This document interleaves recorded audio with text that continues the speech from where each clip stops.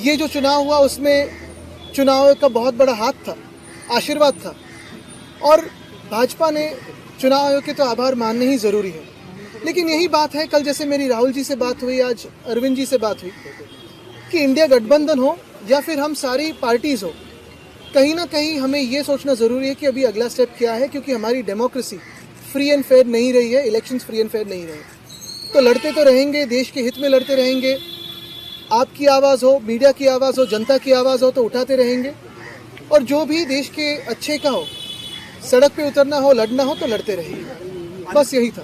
लेकिन आपको नहीं लगता जो आपसी कन्फ्लिक्ट था उसका नुकसान भी जो है हुआ है, और दोनों ही पक्षों की तरफ? देखिए, काफ़ी सारी इसकी एनालिसिस हो सकती है, होगी भी, दोनों पार्टी अपनी अपनी एनालिसिस रखेगी, लेकिन हमारी तरफ से जो रिश्ता है वो रहेगा, जो दोस्ती है वो तो रहेगी।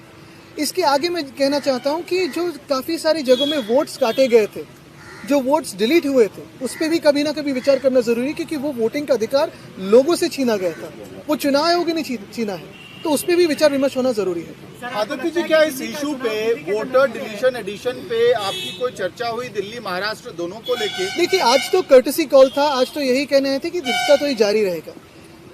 जाहिर सी बात है, स्वाभाविक है कि जब हम मिलते हैं तो इस बातों पे चर्चा होती है। इसके पहले भी फ़ोन पे भी हुई थी, अभी जो फ़ोन टैपिंग करते हैं वो तो सुनते ही होंगे, तो उनको पता भी होगा कि हम शायद क्या बात कर रहे हैं। लेकिन हमने ये भी कहा है कि इस पर स्टडी करके जो हम प्रश्न चिन्ह उठा रहे हैं, जैसे महाराष्ट्र में 47 लाख वोटर्स कहाँ से बढ़े हैं, 76 लाख वोट्स आखिरी समय के बाद किसने वोटिंग किया है, इसकी कोई वीडियो फुटेज है क्या, टोकन्स है क्या? चुनाव आयोग इस पर बात करने के लिए बिल्कुल तैयार नहीं है।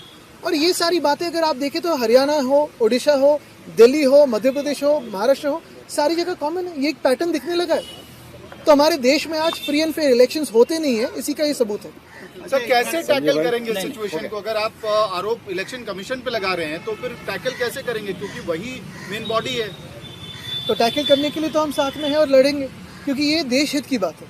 देखिए, कोई भी चुनाव जीत सकता है, हार सकता है, जीत भी सकता है वापस उसके बाद में, लेकिन फ्री एंड फेयर इलेक्शंस होना जरूरी है। अभी कई चुनाव आने वाले हैं, निगम के कई चुनाव, हरियाणा में आम आदमी पार्टी लड़ रही है, आप लोग लड़ रहे हैं, क्या इसे लेकर कोई स्ट्रेटजी? बिल्कुल लड़ते रहेंगे और अपनी अपनी स्ट्रेटजी सुधारते रहेंगे। जो वोट कटिंग की देखिए, ये चुनाव के साथ हम चेस का गेम खेल रहे हैं, वो कोई एक तरीका अपना रहे तो हमें उसका